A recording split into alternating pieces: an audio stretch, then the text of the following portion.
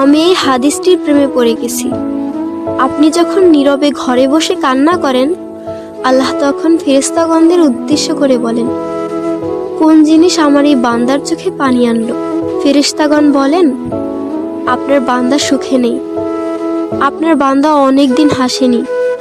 এই বলে ফেরেশতাগণ কান্না করতে থাকেন এবং আল্লাহকে বলেন, হে আমার রব, আপনি জানেন আপনার এই বান্দার হৃদয়ে কি রয়েছে, অতএব আপনি তার জন্য সবকিছু সহজ করে দিন।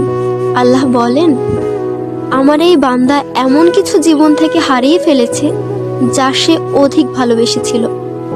অতএব আল্লাহ বলেন, আমি শপথ করছি, আমার বান্দা তার জীবন থেকে যা হারিয়েছে এর চেয়ে উত্তম জিনিস তাকে এনে দেব, যা দেখে দুনিয়া ও আখিরাতের সবাই বিস্মিত হবে।